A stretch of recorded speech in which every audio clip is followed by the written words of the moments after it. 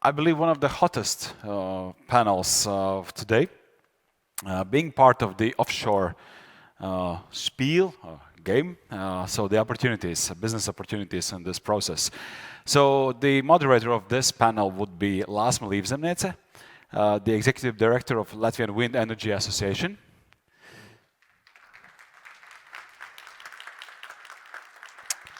And her panelists would be Anders Damgaard, the Senior Executive Officer at the Denmark Technical University. All right. Terje Talv, Estonian Wind Power Association. He's a CEO. Sorry, she is a CEO. It's always a bit tricky with Estonian names. Sorry for that. Gatas Ginters, Norplast Piemare, CEO in this company.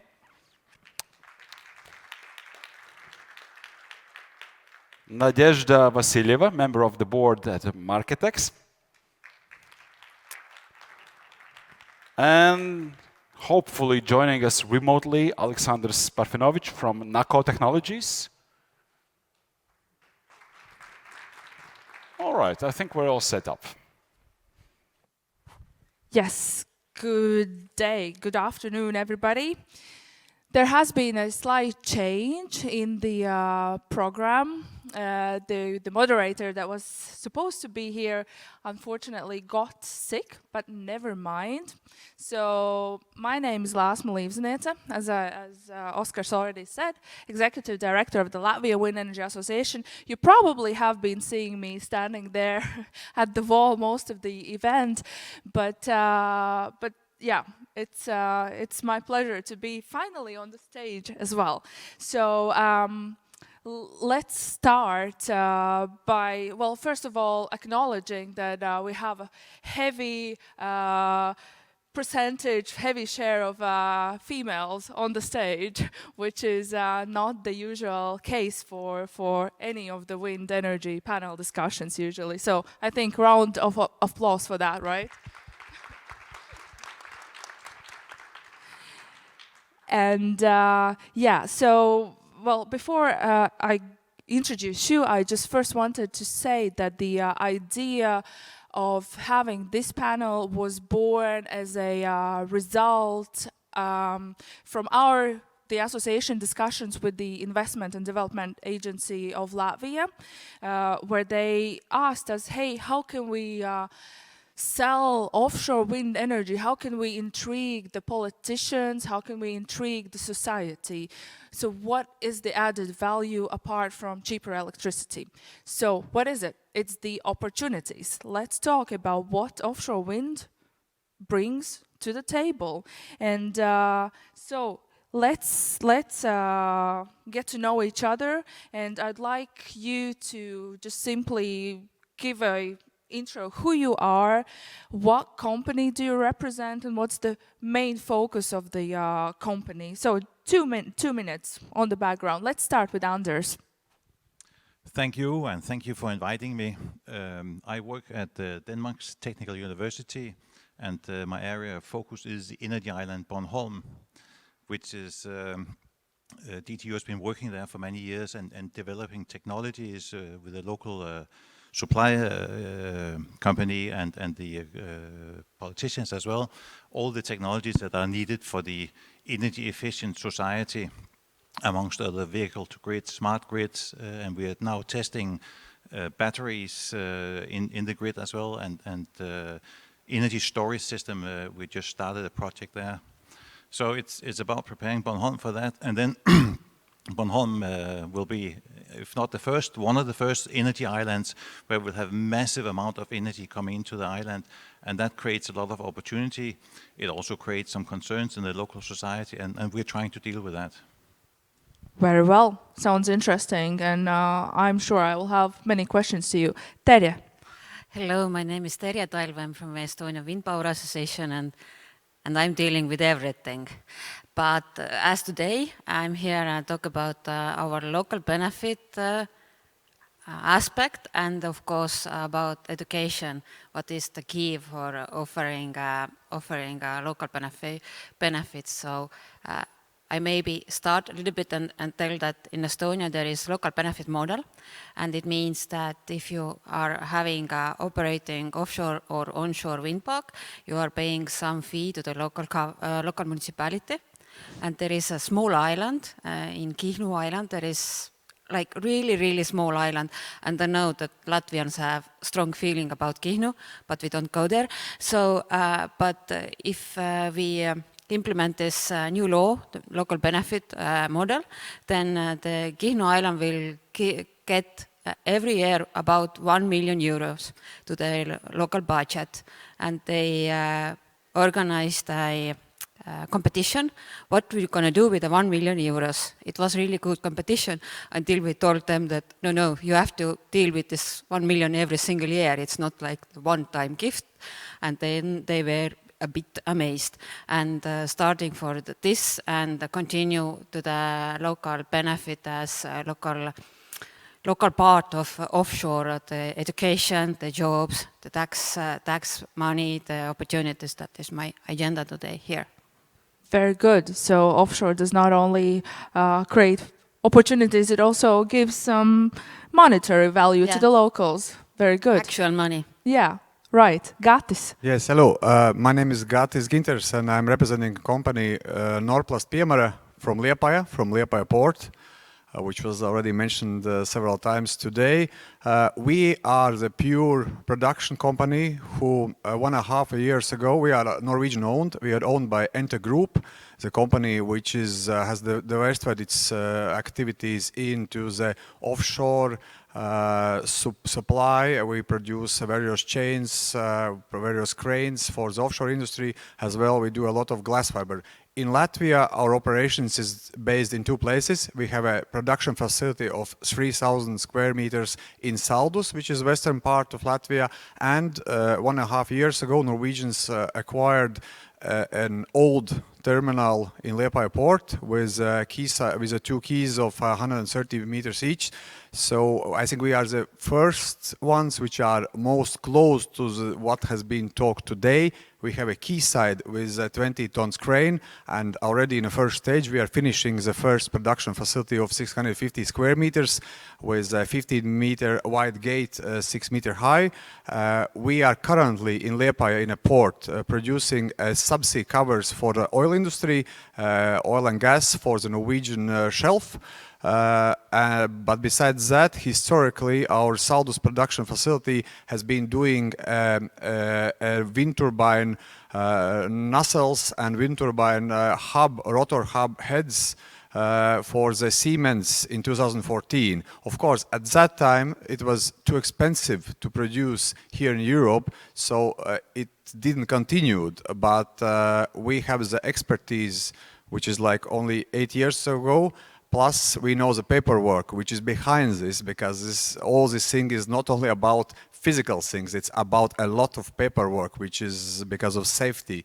And now we are developing, mostly it's for the offshore and oil industry, but with the second phase of our development by building additionally almost 3,000 square meters production facility next to the quayside in Liepāja port, will be the ones who will be able to provide these auxiliary services to the ones who will be coming and developing. Whether you choose any of the ports in a Baltic countries region, we'll be the ones, if you need, we can help to service you and provide you at least our facilities, our premises, offload storage, small size things.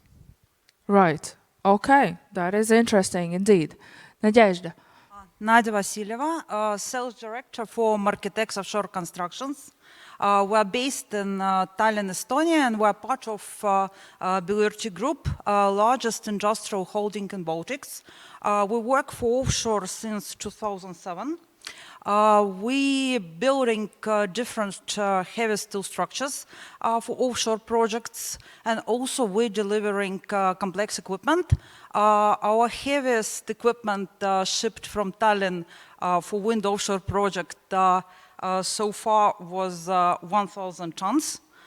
So basically we are a living proof that you can build complex projects for wind offshore in Baltics.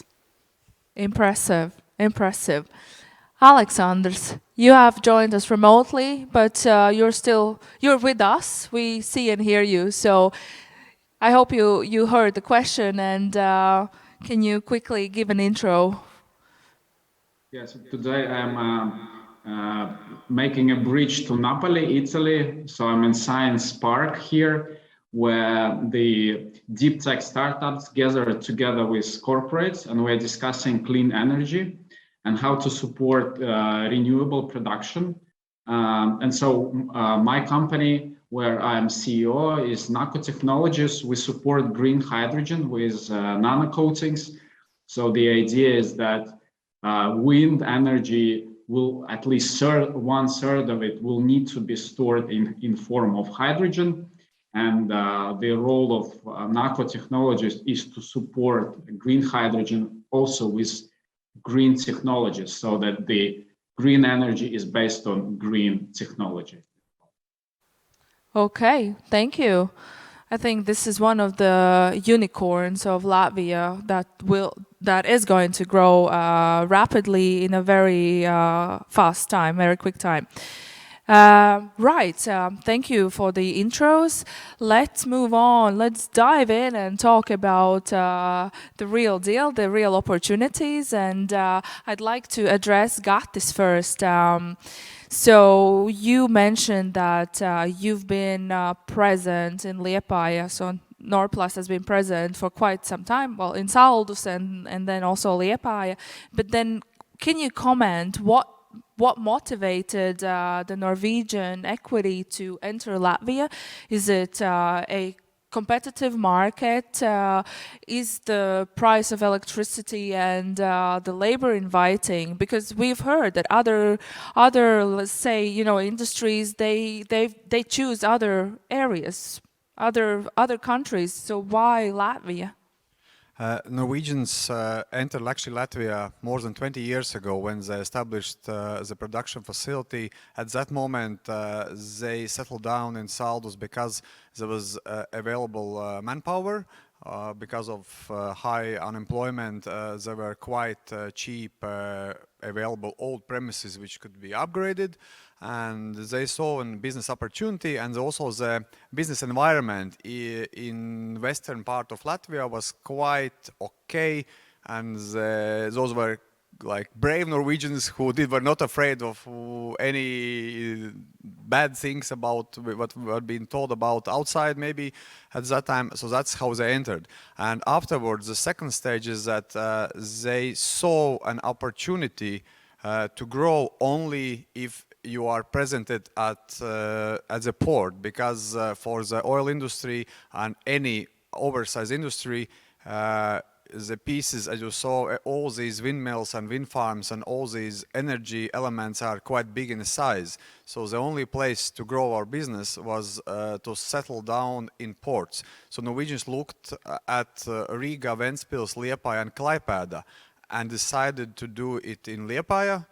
Of course, let's say I was a part of convincing them, because I was not presented at that time at company, but I was on the Special Economic Zone Authority, so I got them into the Liepāja. But that's a different story. But the reason was because they looked how could work the combination between their existing production facility and next, let's say, hub or spike to the hub. So they decided to do it in Liepāja, and there was availability of the terminals for sales. So they looked at 3 terminals and come to conclusions that the terminal which they choose to buy was the most appropriate for our long-term development, because besides the wind industry and offshore industry, our big customer is connected with fish farming. And as you have heard, some information about the fish farming in Norway is planning to move towards the shore farming. So it means you need to build a big silos or big onshore systems for the fish farming. That's also where we can build a big glass fiber elements for it, because transportation on a road, you cannot do anything wider than 8.5 meters on average. We have tried. 8.6 is a record transportation from Saldus to Liepāja. It was 1 month ago. Okay. And have you already signed some agreements, maybe with turbine manufacturers, blade manufacturers, anything specific already? No, not yet, but the ones which are in the energy industry would have heard of company Akinor, and we have signed several agreements with Akinor. So we're doing for the offshore oil and gas industry several large contracts for the subsea covers. So it's like a big piece of group of covers where we do a whole engineering part, project part, production part, and loading onto the vessel part. So we are like one-stop shop for them. And we merged also the Norwegian company Compotion recently, so we can supply like whole package to them. But yes, but this is just one example. There are several projects ongoing on sales in US, in South Korea, so we will do it globally.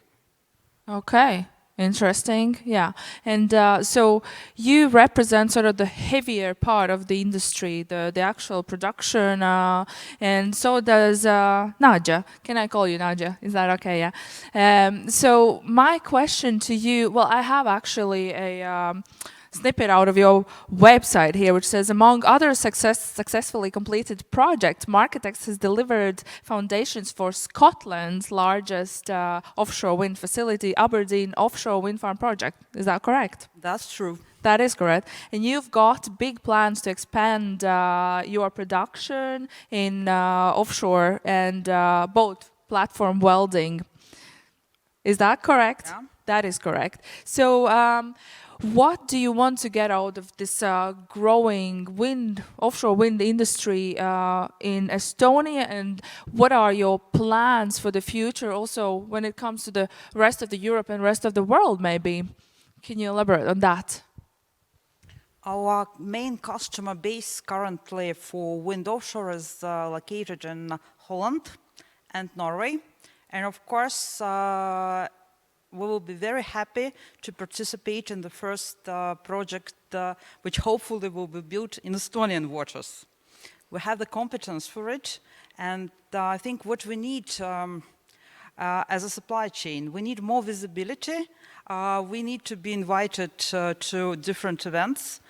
So we're aware of plans of local developers, of energy companies. So we keep ourselves ready and prepared.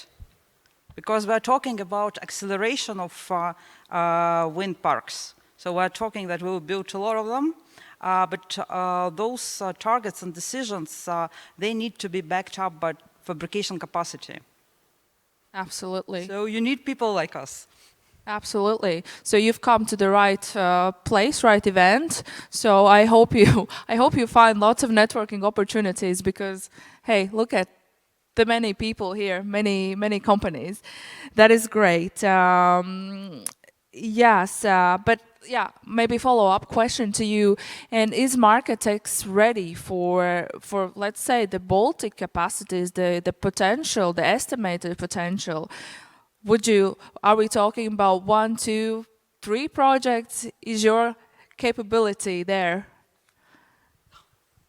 You know, I need to be honest, we will be quite busy in the nearest 3 years already. So if you need some steel structures, it's good to start this discussion now. Absolutely. Absolutely. It all takes time. Yeah. Anders, I'm coming to you with, I mean, we all know that Denmark is a pioneer in many areas. Wind energy is one of them. And you represent the Bornholm Island. So it's actually a very complex entity with all sorts of different elements. Can you maybe elaborate a bit more? What is an energy island? Because I'm not entirely sure I know to the very core what it consists of. So I think there's probably a lot of views on what an energy island is, but I think in our view it is a place where you build infrastructure to receive massive amounts of energy. And we had discussion earlier today that most wind farms today are point to point. And what the plan for the first park that will be built on Bornholm is a 3 gigawatt plant where the wind turbines is in the sea, and on Bornholm will be the transformer station. And then there will be a about 2 gigawatt cable to Germany and a 1 gigawatt cable to other part of Denmark for Bornholm. So that's kind of the main part of it, and the same will happen with the energy island in the North Sea, is that where you put an infrastructure in place that can handle the massive amount of energy, and it can be transported either as molecules on, if you have electrolyzers out there, or as electricity in cables as well. So that's kind of the ground understanding of that. Specifically for Bornholm, it becomes a complete new world for Bornholm, because most of the other energy islands that's been discussed are actually islands that's built out in the North Sea with no people on it. Bornholm is a living island, and we have used it as a living laboratory for that.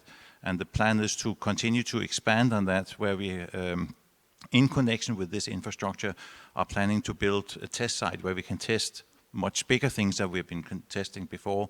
And the hope is also that there is another project being prepared through the open door policy in Denmark with additional 3 gigawatt coming into Bornholm, and that would be transferred to hydrogen and then exported with the hydrogen network that's been now planned all the way up from Finland through Sweden and down to Germany via Bornholm.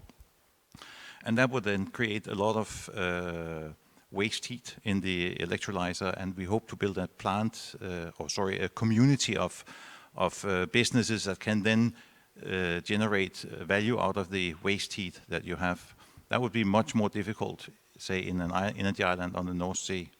So we're hoping to build this synergy park with integrated solutions around energy optimal uses on Bornholm. That is impressive. That is impressive, I would say. But your role in all of this, what is it exactly that you are responsible for in practical terms? That's a good question. Yeah. I'm wondering about that myself. No, so as we're actually working on the grant, EU grant that was given as post-corona activization of small communities, and Bornholm is one of those. And we have created a partnership with the local energy company, with the local community politicians, the Rønne Havn, which has been mentioned a few times, Ørsted, the big wind developer, and also Siemens and some of the local companies, to create the foundation for delivering all of this, and DTU is really leaning in very hard on this, and we really see our main role is driving the innovation that is needed for the new energy world. And we have created this system that will be a platform where people can meet politicians, developers, local communities can meet and discuss the solutions we need for the future. And we will be a platform for that, where the whole region can come together and discuss what is needed for this Baltic region to be successful in the renewable world. And we created the name Baltic Energy Island, and it's meant to be a platform for the collaboration needed in the future. And your government is intentionally doing this, it's a part of this whole thing, is that correct? So our government has been extremely ambitious. We had the SPIEL, what do you call it, the protocol that was done last year, was last year, before last year, and then we had also in August last year we had the Baltic agreement for wind power as well.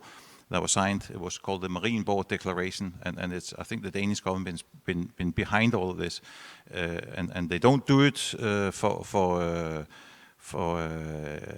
fun. No, we do it because it's actually serious business, and it is needed for the world we are looking into and the energy supply needs we have. I think it's important to hear that governments play a crucial role in driving the innovation when it comes to, well, whichever industry, whichever field, in this case, offshore wind. So, well said. And that is something that we can learn from Denmark, absolutely. I like to add that at least at DTU, we spend a lot of resources studying wind and energy systems, and particularly the integration of systems where you go from wind to other systems is not simple.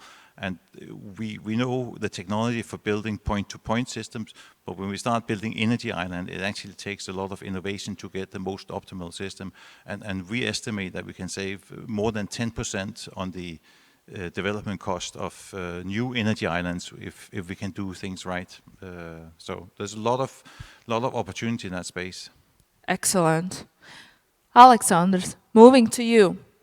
Honestly, I must say that before, well, let's say a couple of months ago, I did not know about NACO technologies. Thanks to the investment and development agency who brought them on this panel, I am now aware of them.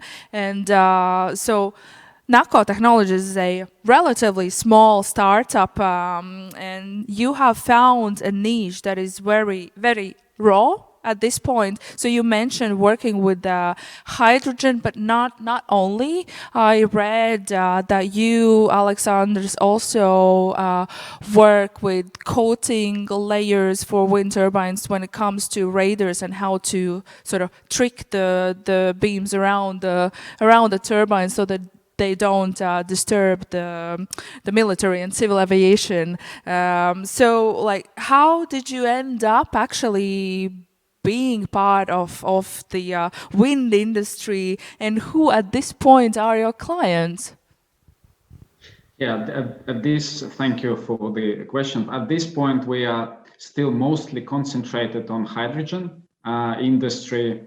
So the wind is something that the wind energy will receive a benefit of having possibility to store the energy in a robust hydrogen and also at that much cheaper than it's calculated now. So with our nano coatings, you can significantly reduce the cost of production of hydrogen. So for example, if Anders wants to put the electrolyzer on Burnham Island, it will be much cheaper for him than to produce molecular. And also the equipment will work significantly longer time. That is a big issue that we're also discussing today in Napoli.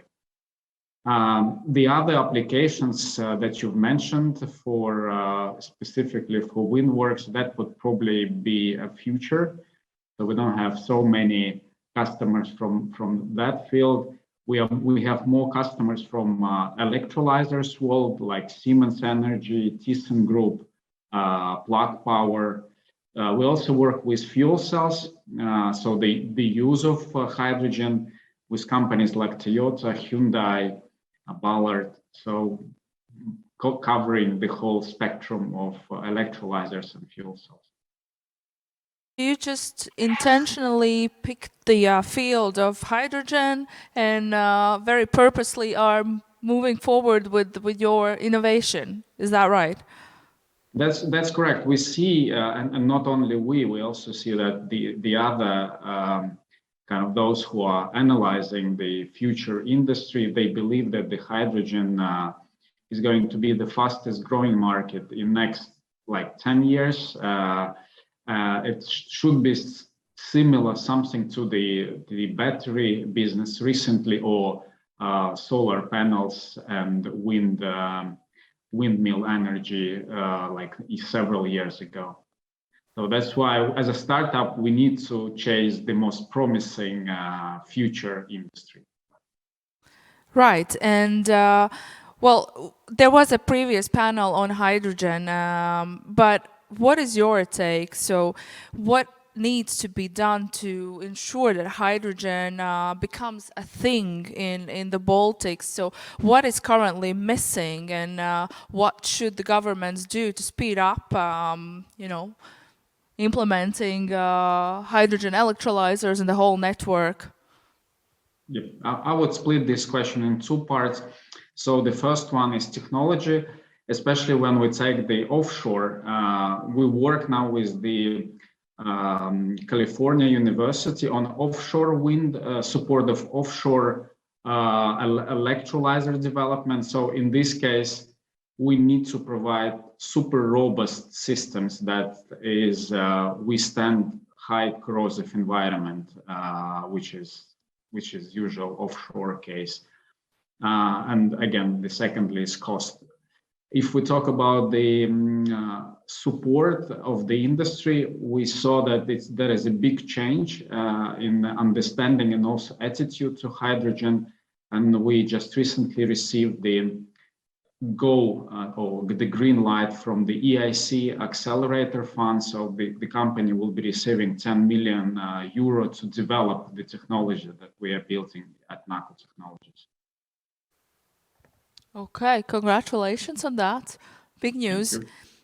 You actually picked up, well, I picked up on what you said. So you mentioned working together with universities. So education is important. And I'm looking at Terje here. Well, the Estonian Wind Power Association has gone many steps forward. Well, you've identified that there will be a need for technicians, engineers, all sorts of technical people in the future. And you've already made some practical steps in ensuring that you, as the state, as the country, have these technicians in the future. What is it that we're talking about here? So in Estonia, there is 3 first wave offshore project. It's Saare Wind Energy, Utilitas, Enefit Green, and they all are said that they will be ready and producing electricity by 2028. It's 5 years to go. And altogether, the capacity is a bit less than 4 gigawatts, and 1 gigawatt offshore wind will create about 100 direct OM position. So it means for Estonia, we're going to need 400 people at least, maybe more, after 5 years. So it's reality. It's the place where we are. We have our first wave project and we have to provide the workforce because it's not possible even to think that we will find these people from somewhere else. So that's why we started our process to education and cooperation with 2 schools, technical schools, one in Kuressaare and one in Pärnu. Both are really close to the onshore and especially offshore areas. So that was our aiming. And the second part of that is then when I started this panel here, I spoke about our local benefit model and how we are giving some part of profit to the local government, local municipality. And it's really great, but as Estonian nature, I feel that people more than free money is always good, but they want to jobs, they want to earn their money, they want to be productive. And I think the offshore wind is, especially in this region, is the way to be part of this game. And for that, we need education. And so we have provided a first course in Pärnu Technical School. There is 16 people who graduated. 4 of them are already working in our maintenance company, but we have let's say 12 people who are available in the market, just freshly ended their first course. So it was the pilot project to understand what is needed to give out this kind of education. And we've mainly focused right now the OM phase, not the building phase, the OM, because the OM jobs are the ones who will stick to the area for the next several decades. So that is reasoning, and the Kuressaare is also preparing the study program.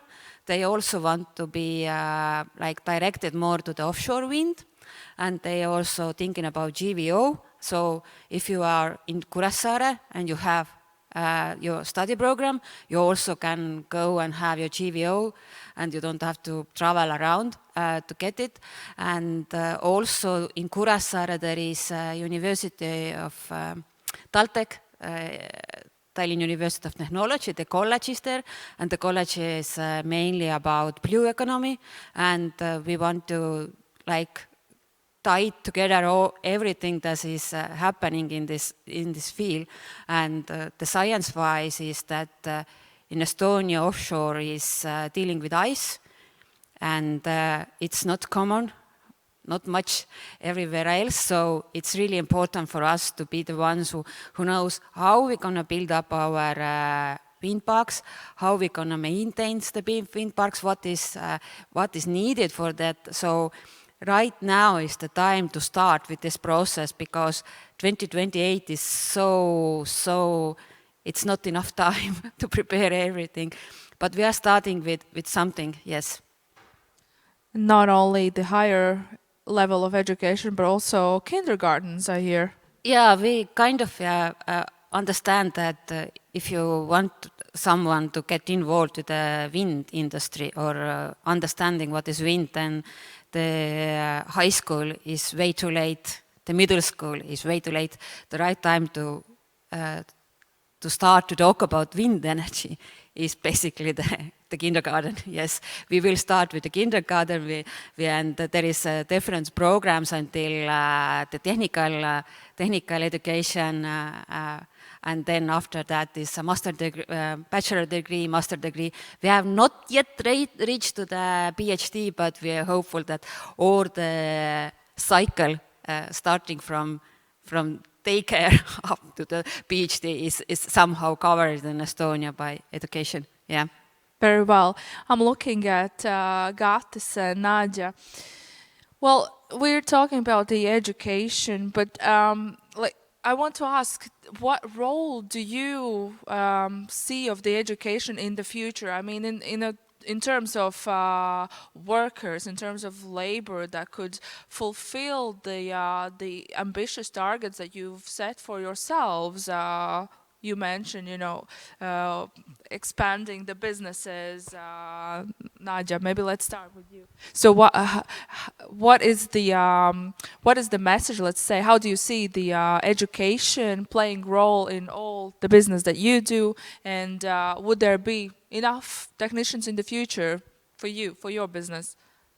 Definitely, it will be a shortage, and we need to prepare these people. It concerns vocational training for the welders, for example. It concerns some good courses for engineers in technical universities. So when they graduate, they already have some basic knowledge of wind offshore, and it's important. So this is, I guess, what Baltics lacks currently. Okay, Yeah. Got. Yes, we are also very much concentrating on this, because in the second part of our group, where we do a lot of things with the winches and cranes, we need a lot of service engineers who do the installations and training of the customers, personnel, etc. So we see it is a challenge, how let's say I've done in Liepāja by hiring the first engineers. I take them straight from the desk or just before they graduate. So I have one of the engineers is just graduating now, and one has graduated at Riga Technical University last year. So we train them from a zero. Good thing that I have as the headquarters where I have the competence, so I can send them for the training over to Norway for a month or 2 months, and then that's how we upgrade it to our needs. For the future, I think it will be an important and big issue which has to be raised, let's say, country level, because entrepreneurs, okay, we can more deeply cooperate with universities. But do you already? Yeah, if we do, yes. This is what the thing that we started with Riga Technical University to get those engineers. So we introduced ourselves and got the first cooperation. But for the future offshore industry, and all this knowledge of how the wind turbine works and how all the ground and water and connections and all those complicated technical things work, I think it's there should be a state program on how and which institutions will train the engineers and who will train also the staff who does the servicing, which maybe you don't need an engineer, but you need a technical school trained personnel, and this is like a thing. I can tell you that one good example is that what we did in Liepāja 3, 4, 5 years ago, and Air Baltic opened a pilot academy, flight academy in Liepāja airport, and Liepāja Technical School in cooperation with Air Baltic made an aviation technician education program, which was like 1.5 years program after the secondary school, and it works very well. So it will be, we know our generation, new generation, they are maybe not willing to sit for 4 or 5 years, but maybe you can train them very concentrated into the skills which are needed for the industry. Yeah. Anders, what is it like in Denmark? I presume that you have already well prepared, well thought through programs for each level of education.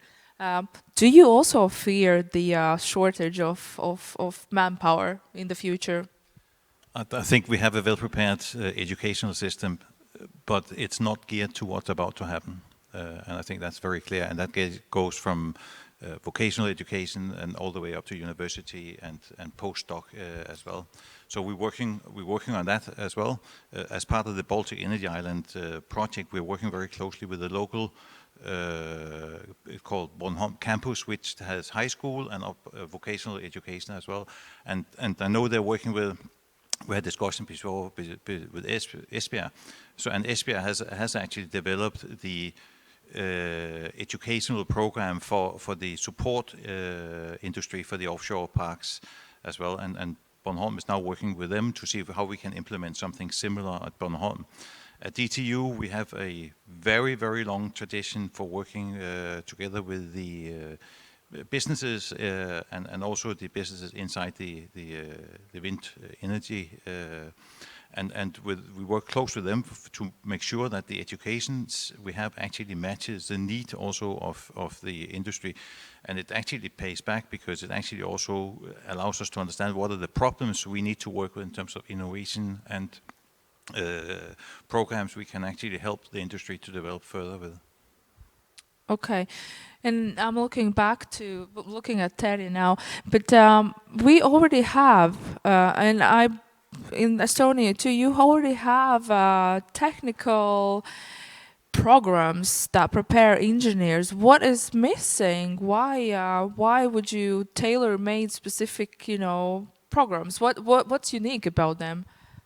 I think it's if you're talking about OM people, then it's kind of different working environment. It's high, it's dangerous, a lot of adrenaline. It's really different. So, and you cannot prepare them by desk. Like you can teach them stuff, but you have to go up to understand what is a wind generator. So it's really important, and as previously all our maintenance guys are coming from street basically.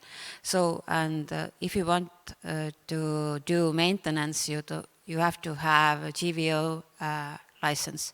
So it means that the company will pay for it.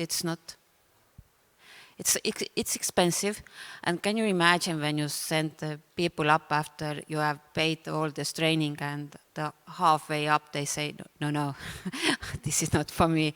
So we have to have bigger system that helps us, so we can provide for what is going on in onshore and especially offshore, because it's not going to happen by itself. And the knowledge is kind of there, I mean the electricity and some aspects, but it's still very much tailor-made for Estonia to understand how you can maintains all your wind turbine. And as we heard, and in Estonian government has said that we want to be the ones who are exporting energy, green energy, so especially we need a lot of people. And also at the university level, if I jump there, then it's, yeah, we are wise one, but still it's the new area. As same as Latvia, we don't have any offshore wind parks right now. So we have to learn. And yeah, we can send people out to the Denmark and the Netherlands and, you know, the big guys, but we still have to be the ones who are making our own way. And as I said, the sea bottom is a little bit different. There is ice. The wind is a little bit different. The people are a little bit different. The greed is a little bit different. So we still need to be in the business and to be like really hands-on on it. Right. Alexander, so we've been hearing that the cooperation between universities and the industry can be improved, but what about you? I know that you have already strong cooperations with, at least with one of the institutes in Latvia. How, like, what is it like? What do you do together? And yeah, what's your commentary on the shortage of staff also in the future? How do you look at it? Maybe then answering the last question. In our case, of course, we are a small-sized company, so we can cherry pick and select those who like we believe are the best on the market. Of course, now I heard that everyone is competing for engineers. We are a company who is a mix of engineers and also material scientists. So yeah, there is more for us competition than the lack of personnel on the market, but it's only for now. In future, that this would be an issue, of course. Regarding the cooperations with universities, we do cooperate with Riga Technical University, with Latvian University, with Solid State Physics Institute. We also work with DTU, so the Danish Technical University, and also with Tartu. So we work with all the presented panel countries. And the way we collaborate, we mostly do co-development work. So for example, with DTU, we work together with Estonian Elcogen company on a project to develop new type of electrolyzers that are much robust and cheaper, producing cheaper hydrogen. Similar to Latvian universities. In Latvia, we use more universities as the test bed, so they are making tests of our novel coatings and confirm that they are good or bad. So they are kind of the more close partners in development of our coatings. Okay, thank you. So we can say that, in fact, education creates opportunities in all sorts of fields because it enables the local businesses to grow, to potentially export their products, sell their products or services to developers or you know, the whole industry. But maybe I can ask you, so how do we, sure, we need to have the right programs in place, but how do we motivate the youngsters to actually take on the technical sciences and be willing to study? Anders, what do you think? And actually, we don't, in Denmark, we don't have a problem with that. You don't? We have every year, well, at DTU, we have every year much more application that we can take in to DTU. So right now, we don't have that problem. It may come with time. I really like the approach of starting introducing technical challenges at kindergarten level and getting people used to that. I think that's what's probably needed in the long run. But certainly at DTU we don't have that problem. We have a problem actually for the postdoc activities because the engineers are so popular that the industry actually take them before we can have the postdoc work done. Perfect. Nadia, what do you think? How to promote? How to promote? No. So what motivate? How can we motivate? How we can young- motivate. It was a good plan with the kindergarten, and but let's move a bit in life. And I think when the young people, when they make their career choices, they make planning, and they need to be certain that they will earn money when they graduate. So we need to explain or to give the message that this is the industry which are going to stay, and where they work for many years, make successful careers, earn money. It's also a motivation. Got. Yes, I would be the one who would say it's not only about money, it's about the passion and how to develop passion for this young generation, because they want to do something which, let's say, will change the world. And so it means you have to not to tell how much you will earn, but maybe how by doing this, first of all, how much fun it is, of course, and how much brave things you have to do to climb up this huge 300 or 200 meter high turbine and service it or install it in the wavy sea. I think I would say that we have to go towards or bring something from, let's say, Denmark, Netherlands, the places where they have installed, and get those inspiration stories of those persons who work there, and somehow think how to transfer. So I think we should not develop ourselves in the Baltics a bicycle, but ask and look how the others do it, and then combine it with, of course, our behavior of, let's say, our Baltic way of thinking. And I think that would be, because it's more now people like those storytelling inspiration things. So whether it's a video or they're brought to the offshore platform, or let's say the wind farm, or maybe there's this 3D augmented reality stuff. So all these things, and I think good place to do it is the recent years in Latvia. There are a lot of those new science centers. I know in Liepāja, Cēsis, Riga, Daugavpils, Ventspils. So use those centers as a place where to promote the content, maybe which is created with the help of the Denmark, Netherlands, and places where there are windmills. Thank you, Terje. You kind of already answered, but I totally agree that everything is needed, and we should take on the experience from our big brothers. We call it Netherlands our big brother. I don't know. It is what it is, but we are really proud that they are our big brother about offshore wind. But I have to say that when I go to schools, and that is part of my job, and I explain what wind energy is and wind industry is, then of course people, especially young people, they need to save the world, the environment. It's so important for them, but the final selling point is when I say what level are the salaries in this industry. So they are more than ready to join, but the money is like a cherry on the top. So there is really good salaries in this industry. Yeah, and inspired by the good comments, and I think the industry has a lot to offer, and it is about how we can change the world.